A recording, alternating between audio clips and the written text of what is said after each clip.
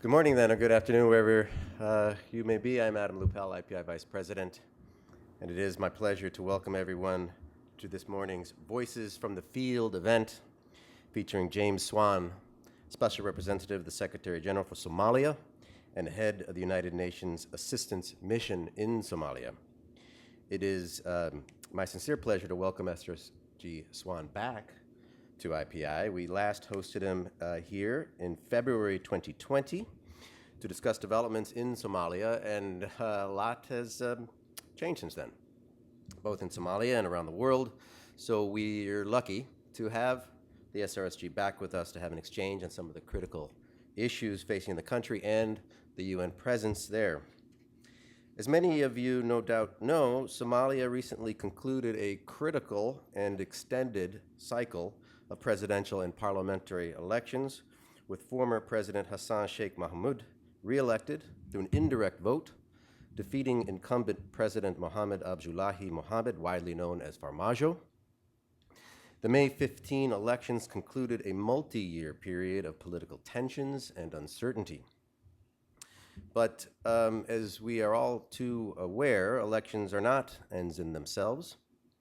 The new Somali government now confronts the significant tasks of building an inclusive and representative political culture and system of governance, strengthening Somalia's administrative and security institutions, and managing a dire humanitarian crisis. Somalia's security challenges are indeed significant. And according to the SG's most recent report, the monthly average of civilian casualties in 2022 is considerably higher than this time last year. Al-Shabaab remains the most prominent threat to the country's peace and stability, and the group continues to capitalize on difficult conditions across much of the country. The UN provides truly invaluable support to Somalia through the Special Political Mission, UNSOM, the support operation UNSOS, which is mandated to provide logistics support to the AU, and over 20 UN agencies, funds, and programs. International engagement across the triple nexus of peace, development, and humanitarian work is truly imperative in a country like Somalia, especially at a time when an unprecedented drought threatens the livelihood of millions of people. All of these dynamics make SRSG Swan's job quite challenging, although he is no stranger to challenging jobs. James Swan was appointed Special Representative of the Secretary General and head of the United Nations Assistance Mission in Somalia at the end of May 2019. Previous to this, he had a distinguished international career in the U.S. government, including as U.S. Ambassador to the Democratic Republic of the Congo, U.S. Ambassador to Djibouti, U.S. Special Representative to Somalia, and from 2006 to 2008, he was U.S. Assistant Secretary of State for African Affairs. I will now invite SRSG Swan to provide remarks for about 15 minutes. And then we'll follow up with some questions and comments on key points in conversation. James, welcome. The floor is yours.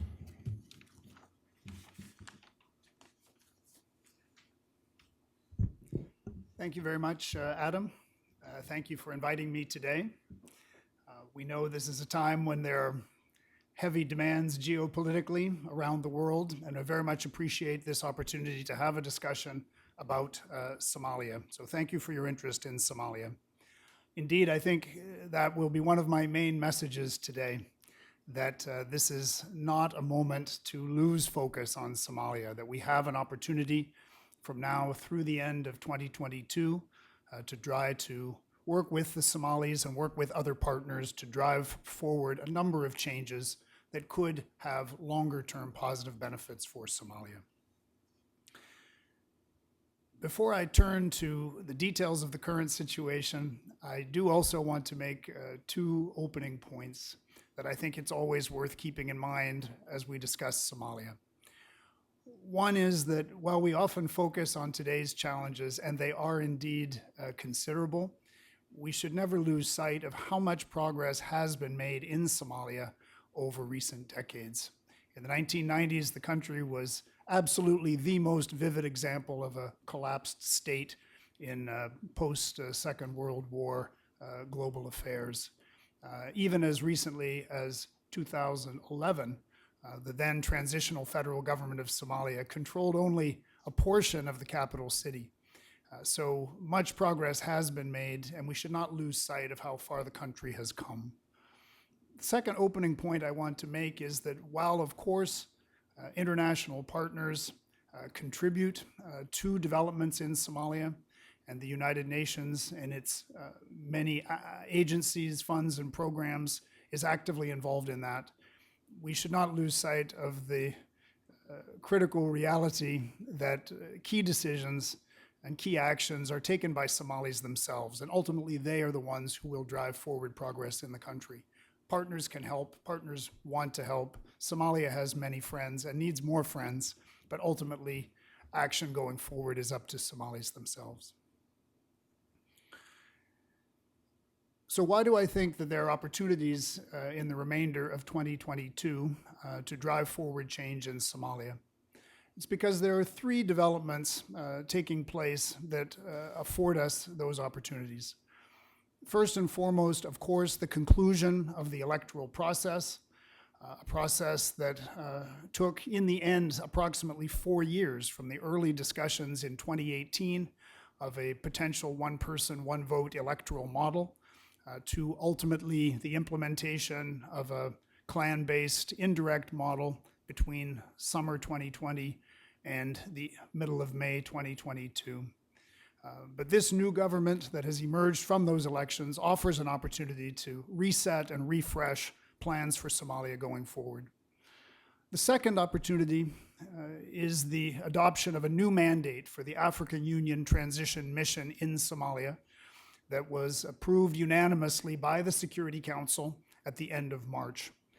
And this new mandate is intended to foster a more agile, more responsive, more effective African Union mission, guided by Somali objectives for the national security, and also with a focus on transition to a Somali lead by the end of 2024. And the third new opportunity will come with the adoption of a new mandate for the UN Support Office in Somalia, UN Assistance Mission in Somalia, UNSOM, in November 2022. So these three opportunities allow us to see a Somali lead on the future of the country, look at how the primary external security support, the African Union Transition Mission in Somalia, and the UN system can align to achieve progress going forward. So first, with respect to the completion of the electoral process, there is a palpable sense of relief that this process concluded on the 15th of May, concluded in an orderly, nonviolent fashion in which the results were accepted by all of the contenders. The new president was sworn in on the spot, as is the Somali tradition, and his predecessor, Mohammed Abdullahi Mohammed Farmajo, announced his support and held up the hands of his successor and pledged to cooperate in the interest of the country going forward. This is a strong commitment to the Somali political tradition of accepting the results of the elections and working together going forward. Obviously, there were many disappointments during the electoral process. The original vision was that it would be a one-person, one-vote process. In the end, it reverted to a clan-based power-sharing arrangement. There had been hope that women could attain 30% representation in Parliament. In the end, that percentage was 26% in the upper house and approximately 20% in the House of the People. That was a disappointment. The protracted electoral process was a distraction from other key national priorities, including the state-building agenda and the security agenda. And we're hopeful that with the conclusion of the election, there can be renewed focus on those priorities. And of course, at its worst, during the prolonged electoral process, there were several moments at which there were risks of slippage into outright conflict and confrontation, most notably in April of 2021, when there were splits that developed within the Somali military, mobilization of militia forces, and a serious risk of conflict that followed an attempt in Parliament to extend the mandate of the President and the sitting Parliament for an additional 2 years. Thanks to strong resistance domestically and a coherent international posture, that worst-case scenario did not develop in 2021. So the outcome, as I said, was orderly. It was transparent in the conduct of the vote in Parliament itself. In the Somali political arena, the Parliament is elected through this indirect clan-based model, but the President is elected in a joint session of the two chambers of Parliament, elected by the 329 MPs and senators. And that process proceeded transparently and openly and in an orderly fashion, run by the Speaker of the House of the People and the Speaker of the Upper House. With the conclusion of that election, the new president, Hassan Sheikh Mohamud, has sent a number of early signals that for the most part have been appreciated by international partners, and we believe are sending an appropriate signal going forward. These include a heavy emphasis on national reconciliation, with a particular focus on restoring what had been badly strained relations between the central government and some of the federal member state leaders. Moreover, he has placed that collaboration between the central government and the federal member states at the center of the approach to dealing with al-Shabaab, stressing the need for a coherent national position vis-a-vis al-Shabaab and close collaboration on security measures to demonstrate that the government is able to regain the upper hand in the confrontation with al-Shabaab. Moreover, the President has emphasized some critical state-building priorities that had languished during the prolonged electoral process. These include completing the Constitution, which has been in a provisional status since 2012.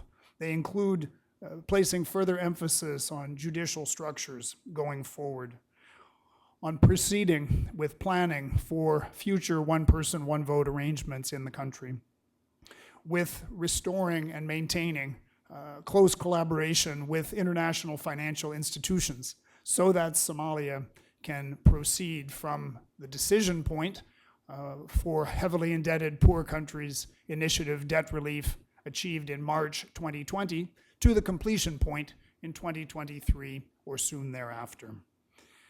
And he has placed a heavy emphasis on addressing the dire drought conditions, including through the rapid nomination of a special envoy for the drought to lead the government's response and to advocate with international partners for further assistance and support in dealing with this dire situation. And I'll come back to the drought somewhat later.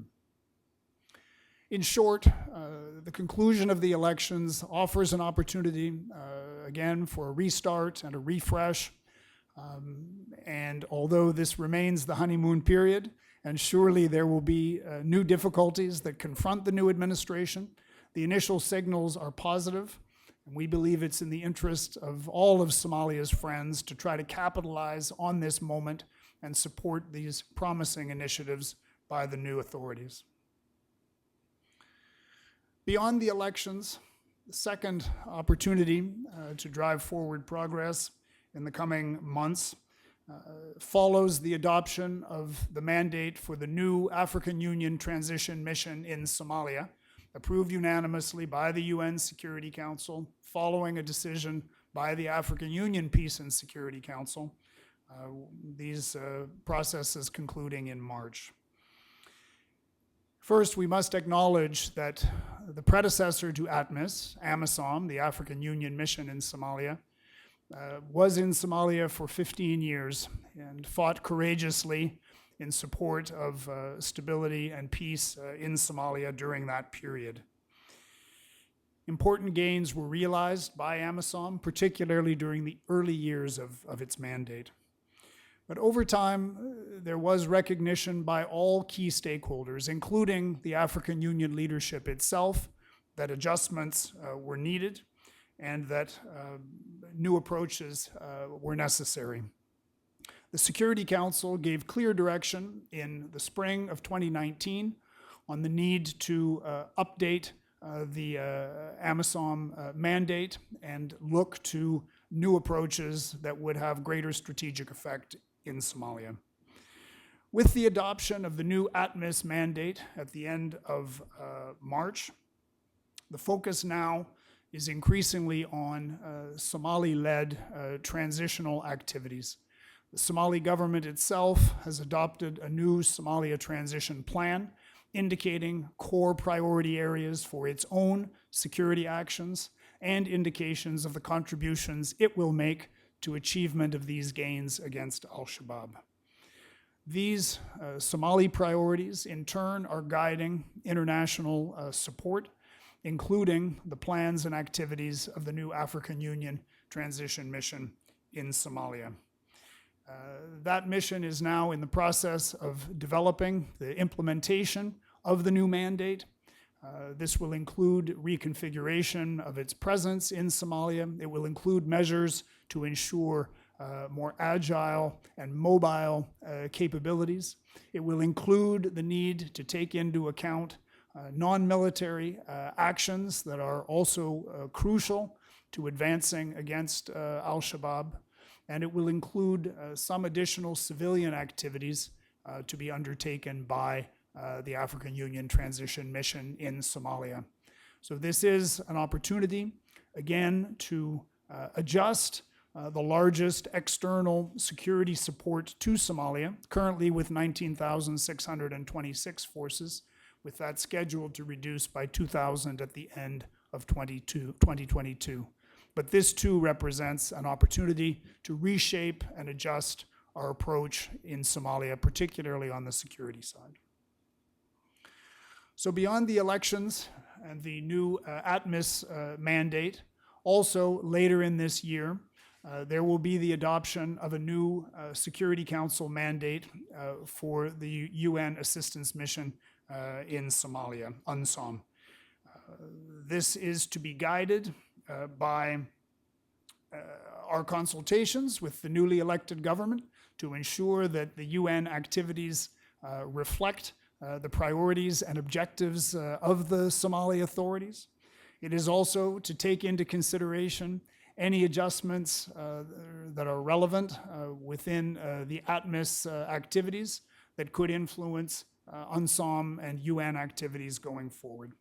And finally, the new mandate will be informed by a strategic review mandated by the Security Council and to deliver by the end of September that will include consultations not only within the UN system, but also with the African Union, with the Somali officials, and with other stakeholders to ensure that the UN activities going forward are properly aligned with all of the other key players in Somalia.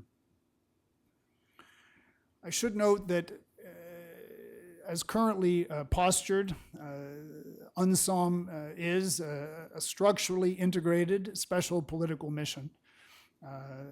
That means that in addition to our political activities, our good offices, our coordination activities, our technical assistance, we are also structurally integrated with agencies, funds, and programs. One of the deputy SRSGs is triple-hatted also as the resident coordinator and humanitarian coordinator to ensure that we are working collectively with all agencies, funds, and programs. Our activities are shaped by a sustainable development cooperation framework, which covers the responsibilities of all UN actors in Somalia. This includes both missions, UNSOM and UNSOS, as well as the agency's funds and programs. And we have agreed on a collective set of goals for the United Nations in Somalia.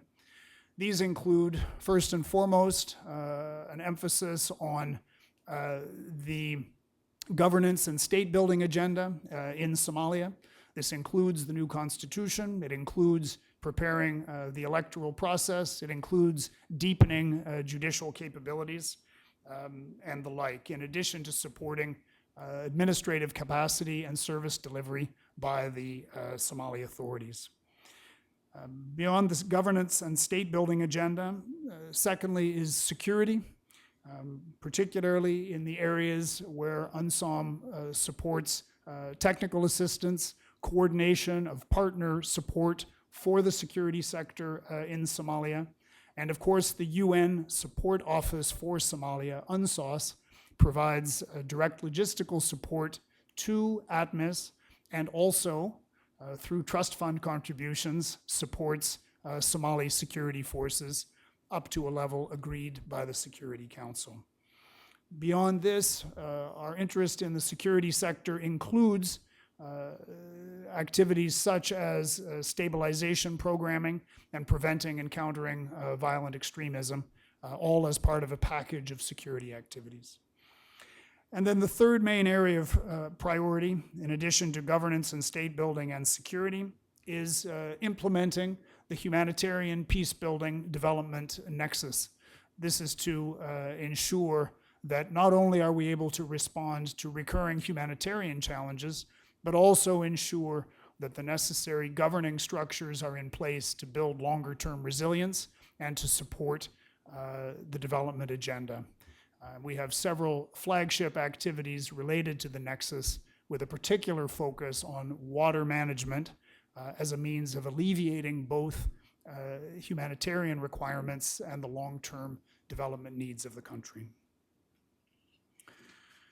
Finally, let me just say a word on the humanitarian situation. It is indeed dire. We are at risk of facing the fifth consecutive below average rainy season. And all indications are that these drought conditions may be the worst the country has experienced in some 4 decades. Already, nearly half of Somalia's 15 million people, approximately 7.7 million, need humanitarian assistance. Of those, some 5.2 million people are facing food security crisis conditions, and some 800,000 people are newly displaced because of the drought conditions. The humanitarian community in Somalia, however, knows how to address these problems. It is a practiced set of national authorities, Somali implementing organizations, international organizations, and UN agencies, funds, and programs.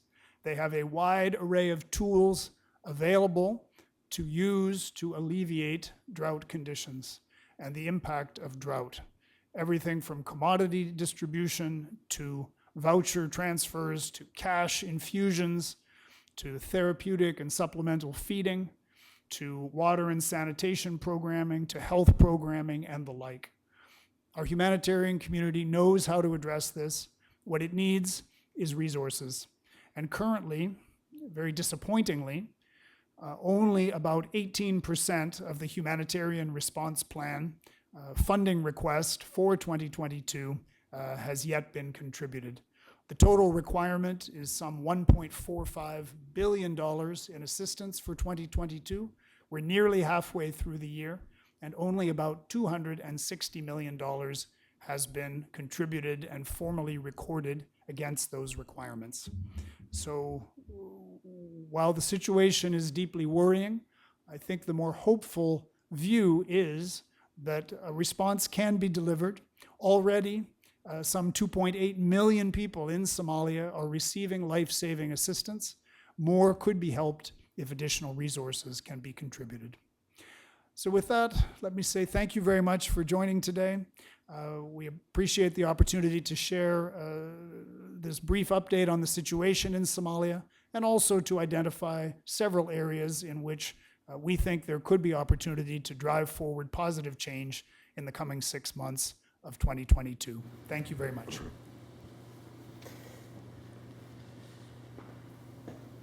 Thank you, James. It's really a very comprehensive briefing. I really appreciate that, in particular laying out the three big opportunities why this moment, as you say, offers a point for a refresh, a restart, both the conclusion of the elections, the new mandate for the AU, and the new mandate coming up from UNSOM. Although being at the same time under the specter of a real dire humanitarian crisis. As you mentioned, the drought is perhaps the worst in 40 years. But I think your final point is an important one. The Somalis, the international community, we know how to respond to these issues. We need the resources. And so while the geopolitical context is drawing attention elsewhere, this is not the moment to lose focus on Somalia, and I think that's an important message that everybody should hear. A lot to talk about on the politics side, and humanitarian side, and of course security. I just listening to you and reflecting upon where we're at, I just did want to ask one context-setting question is, as you mentioned and as we were discussing before the event, that the outcome of this election comes kind of as a great relief to many observers. And you mentioned the context of April 2021, where the elites there was clashes in Mogadishu. It seemed potentially on the brink of war. And this positive outcome in the election was not predetermined. It could have gone otherwise. And I'm wondering, what, in your mind, what contributed to this turnaround? And are there conflict prevention lessons that we can take from this process, both for Somalia and for the UN in other places?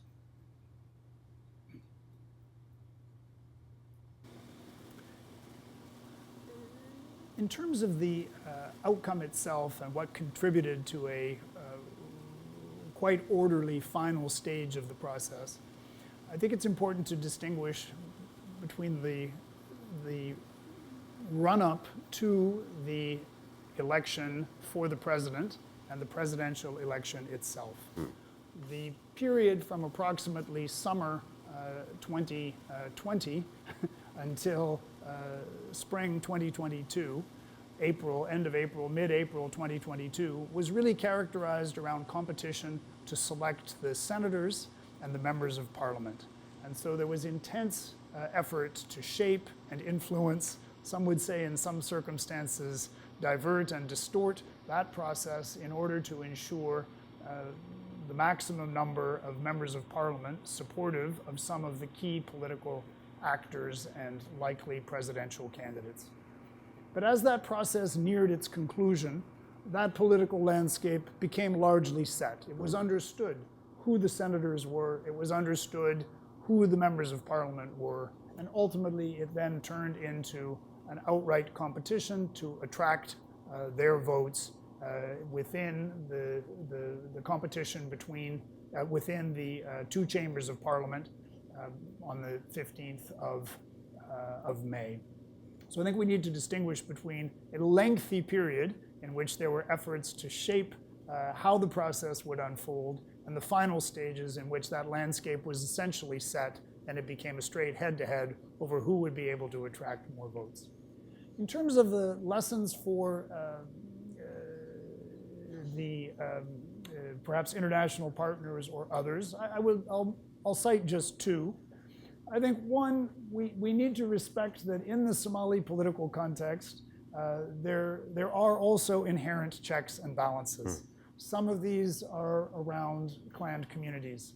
Some of these are around a historical aversion to assembly or accumulation of too much power in the hands of a single actor, and historical efforts to balance and compensate for excesses being demonstrated by one or another player. And I think we saw that play out at various stages during the process to help pull the country back from the brink when one or another player overreached.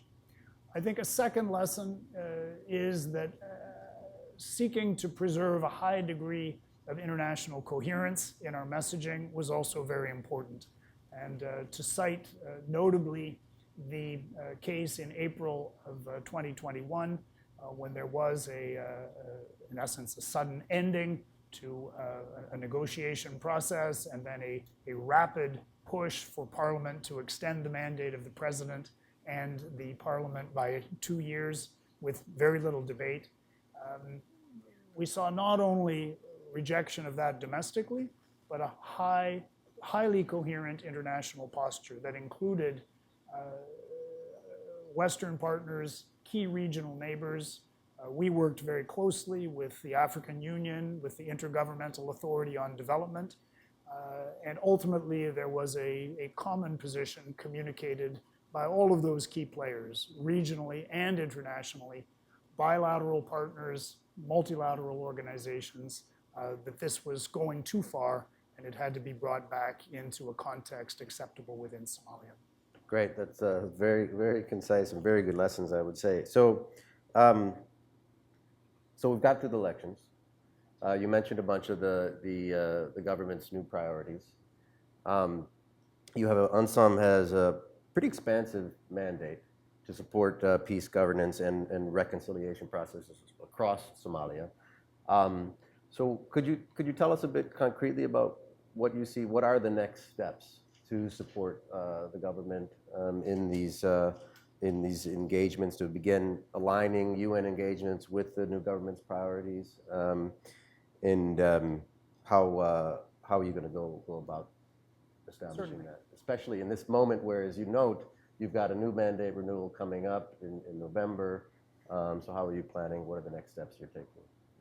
Yes, indeed. Well, first, of course, as soon as the new leadership was elected, I and colleagues had an opportunity to meet with the new president. We've also met with the new national security advisor, with the new leadership in parliament, began to try to understand their priorities. Of course, we had our own thoughts as well about what those priorities might be, but I think we were encouraged that the priorities outlined by the new team very much tracked with those we felt were important moving into a new administration.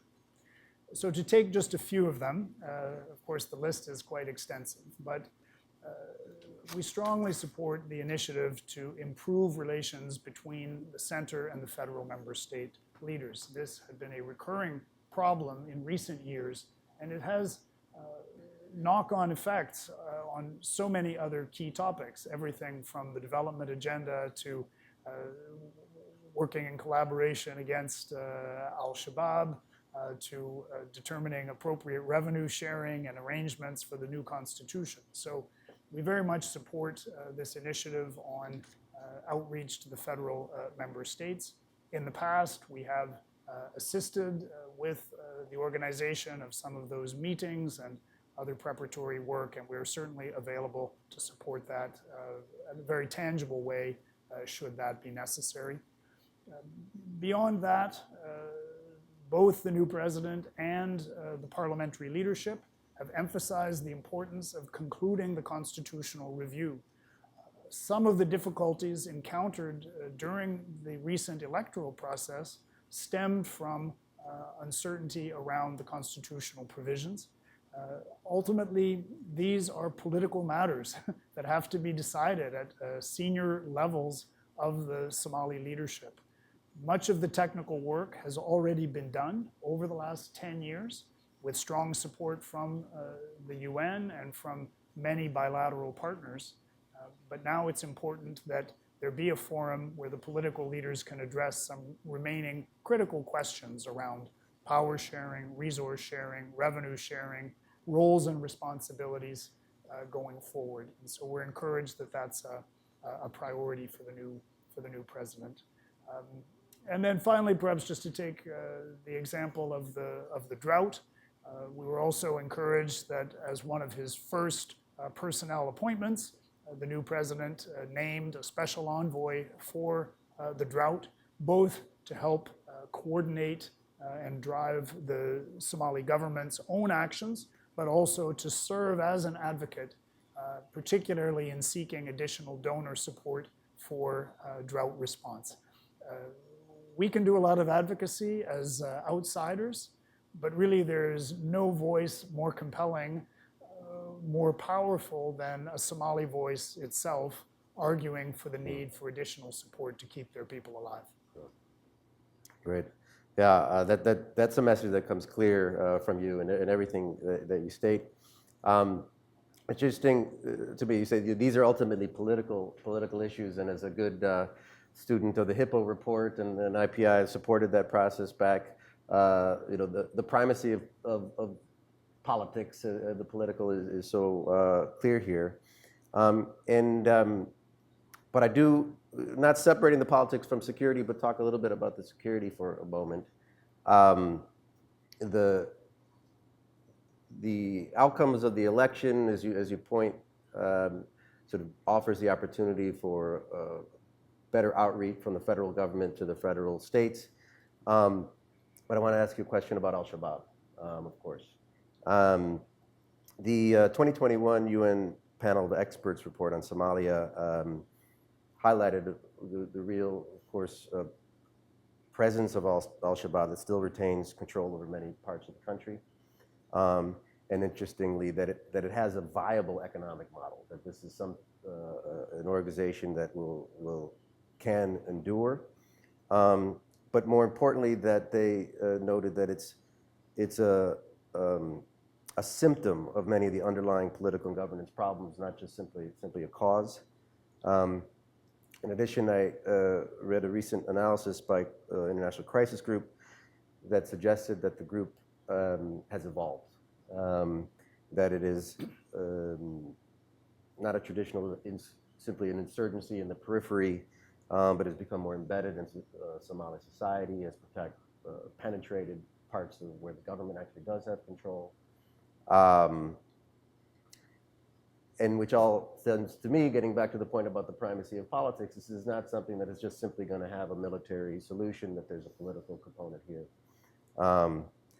So the perhaps difficult question is how does the political side of the Al-Shabaab problem look? What is the UN's role in that? Or what are the prospects for making progress on that side? Certainly. First, in terms of the overall strategy vis-a-vis Al-Shabaab, I think it is sometimes caricatured a bit as purely a military strategy, because of course it's much more than that. And to present it just briefly, the strategy is effectively to contain and reduce and ultimately degrade Al-Shabaab's presence in Somalia using military capability, while at the same time building the state structures and authorities so that there is a compelling alternative model that is both able to respond to the needs of the people, deliver services, provide other competencies that Al-Shabaab has exploited in the past, such as judicial services, and ultimately present a credible alternative model that attracts support from those who are currently in Al-Shabaab areas and ultimately results in an erosion of the group's support.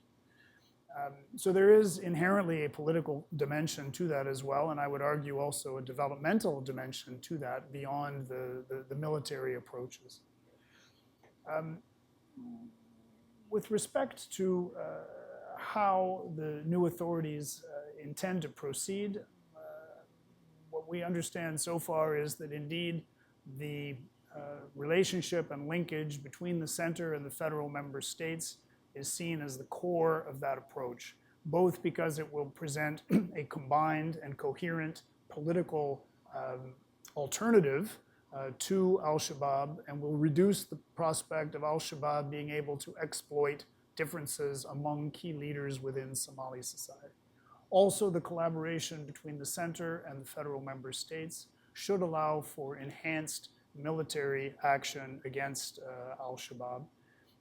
And the indications are that the new president believes that it is important to shift that balance in a way that demonstrates that Al-Shabaab is indeed facing some greater reverses, is indeed more on the defensive, is not in a position of strength, and that once that has been accomplished, there may be new opportunities to determine what might be the best path forward in terms of a political process. But the emphasis right now is on establishing a coherent center, federal government, federal member state linkage, and demonstrating that al-Shabaab is not in such a position of strength. In terms of the way forward for the UN or for other international partners, I think this is a case where what is most important is where the Somali leadership is on this question. And I think it will be important for all of us to take our cue from the Somali authorities about how they want to proceed, the pace at which they may wish to proceed, conditions that they believe are necessary in order to consider alternative models. This is not really a situation where either outside bilateral partners or multilateral organizations or non-governmental organizations can really substitute for what the Somali authorities themselves are willing to do on this issue. It's making this connection, of course, to the security and the state building process is extremely important, and the connection amongst all the different pillars of the UN work you mentioned in your remarks, the triple nexus approach. It's clear that the humanitarian conditions across Somalia are severe, and the drought has put real pressure on the country, on the UN presence. You mentioned the need for resources.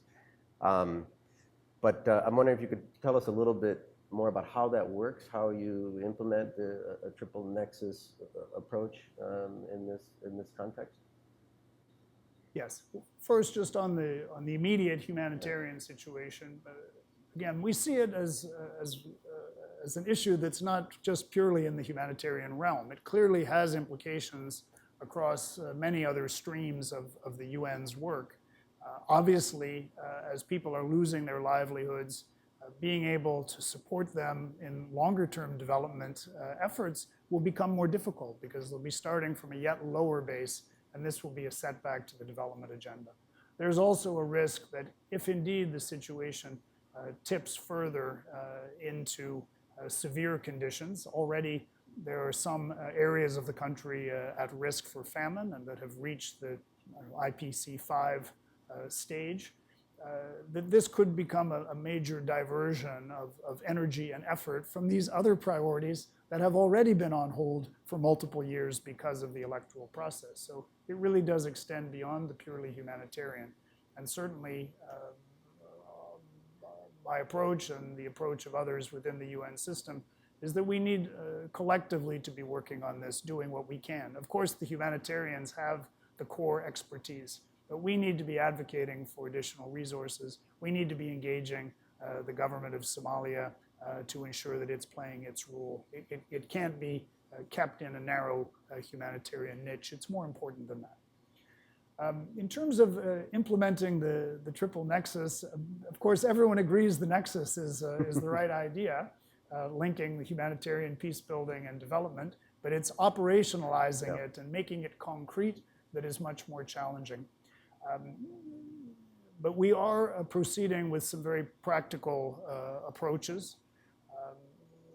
One of them has been the establishment of a Nexus steering committee, which will kick off under the new authorities. Essentially, it was developed under the previous government, but it's been paused awaiting the new authorities. But that would entail government officials, plus UN agencies, plus key bilateral donors sitting together and planning together how the Nexus can indeed be implemented, identifying some specific project activities that would benefit from a combination of near-term humanitarian funding, peace-building funding, and longer-term development assistance. So it really is trying to get down to a much more granular level of planning around those activities. We're also trying to focus on a few key topics that would lend themselves to this collective approach. I mentioned in my brief remarks. One is water management. Obviously, we have this paradoxical situation where it's sometimes in the same period there is both drought and flood in the country. Obviously, those conditions have negative humanitarian impact, but the difficulty in managing water flow also means that longer-term agricultural production or even water catchment areas and the like that support pastoralist activities are suffer. So this is, it seems to us, an area that cries out for a collective nexus-based approach in which improving water management could both address near-term humanitarian challenges and longer-term development needs. It requires getting all the right people in the room, however. So there's a local component to it, there's a national governmental component, bilateral donors, UN agencies, and even international financial institutions, because long-term water projects are obviously very heavy investments, heavy infrastructure, multi-year funding required, and so finding ways to bring in the IFIs is crucially important as well. I don't claim that we have all the answers to this, but we're trying to be innovative and imaginative. We have a very capable and thoughtful Deputy SRSG Humanitarian Coordinator, Resident Coordinator, Adam Abdelmullah, who's truly an innovator on this and is trying to drive this forward. Great. We'll be watching that further. And the point about drought and flood, of course, to my mind, brings up the specter of climate change, which is, of course, really important. I want to ask you a question about that. But first, if I could just a slight follow-up to this, could you, talking about the food security crisis, you mentioned the drought, flood. Could you comment on the role that grain prices are having and the current problems with delivery of grain from the ripple effects of the Ukraine crisis? Yes. I think we need to understand that, of course, in the Somali context, this is a severe crisis that has primarily local explanatory factors. Obviously, half the population effectively is in need of humanitarian assistance, and the severity of this and the impact on local food production is primarily what is driving these problems. But we have certainly noted also within Somalia some inflationary pressures, frankly, on the fuel side as well. Fuel price increases, of course, ripple through the entire economy by affecting transportation costs, delivery charges, and the like. And we have seen impacts also on of food inflation as well. Somalia is not a heavy consumer of wheat for the most part. However, the increased prices for certain grains on the global commodity market have also led to price inflation among other products that Somalis consume more of, such as sorghum. So it has been an additional contributing impact, but I think we shouldn't overlook that really the core problem is diminished food production domestically that has put people in a situation of acute food insecurity. And as such, that's where the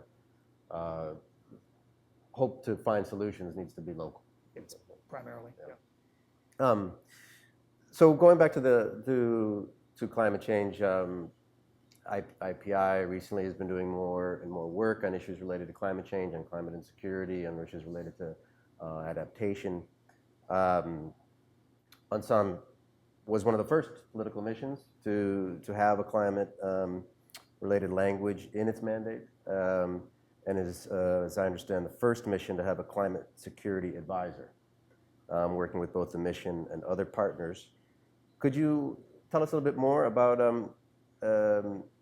both how climate has affected the implementation of UNSOM's priorities and mandate, and how the mission has used the climate security advisor and other climate related programming in its work? Yes, certainly. Having the first climate advisor, we feel has been helpful in making sure that we are considering all aspects of our mandate through a climate lens. This does not mean that climate is always the most important factor on these topics, but it does mean that we want to be sensitive to climate impact as we're looking at our other work. So the climate advisor has been a voice and an advocate in all of those meetings to ensure that we are carefully thinking about climate impact. The advisor has also been helpful in engaging Somali government officials so that they can explore how to take climate into consideration in their own thinking. To give a couple of examples of that, again, on the issue of water management, the government has in fact adopted a water management strategy, and having the government leading on this issue is hugely helpful in trying to mobilize other support for water management efforts. Our climate advisor was helpful in having those engagements. Also, Somalia has recently offered to host the Environment Center of the Intergovernmental Authority on Development. So this is another example where, despite the many, many other priorities that the government has, they recognize that they are a country affected by climate change and that they need to be taking measures that would be supportive of a response. The climate advisor has also been helpful in supporting linkages to other organizations that are working on climate issues, such as the International Renewable Energy Agency, to see what support they can provide. So we found it a helpful initiative. The advisor has supported both our thinking on the development agenda, as I've discussed already with regard to the water management, and has also helped us in looking at whether climate analysis can inform some of our reconciliation and good offices work, particularly in some localized conflicts where much of the dispute is around access to water or grazing lands or other local assets that are affected by climate change. And so we're looking to incorporate those inputs also in our peacemaking work. And then I should note that our mission, in close collaboration with our sister mission, UNSOM, is also working on reducing the environmental footprint of UN operations. We all know that these missions, they tend to run through heavy use of diesel generators and perhaps not so energy efficient containerized units, lots of vehicles, heavy transportation requirements. And so trying to find ways to reduce our environmental footprint, in part through simple measures such as reuse of gray water, more energy efficient appliances and devices, lights on timers, planting more trees and the like, but also some true innovation such as, for the first time ever, use of UN purchasing power to negotiate a power purchase agreement for electricity supply from a public-private partnership in one of our field missions. So the UN is the primary off-taker, and this enables the producer to secure the financing to build a solar power plant to supply not only the UN and by extension ATMOS, but also then to use that to supply local clients. And after 15 years, the public-private partnership, it will revert entirely to local government ownership. So it's an opportunity to address the climate requirements, but also to ensure the so-called positive legacy, so that one day when the UN is able to depart Somalia, we'll have left behind activities such as this so that there can continue to be local power generation using renewable sources. Fantastic. Sounds like a great program. We only have a few minutes left because I know there's a lot of demands on your time while you're here at headquarters. But I wanted to ask you at least one more question about, you noted in your remarks that one of the disappointments of the elections was the failure to reach the target on gender equality and representation of women. Work on human rights and gender equality has been a big part of the focus of UNSOM's work under your leadership. And so I'm wondering, given the results of the election, how do you see your work moving forward with the new federal government and the federal states to advance priorities around gender equality, and how can the UN better or continue to support women's participation in formal decision making at all levels? How do you see this work moving forward? Yes. Well, indeed, we were disappointed that the 30% target for women's inclusion in the House of the People and the Upper House was not achieved. This was a disappointment for Somalis as well. It was ultimately Somali leaders who had baked that into the planning, but it was not ultimately honored. I should note that we and many other partners, and of course, so many Somali organizations worked very hard to try to secure the 30%.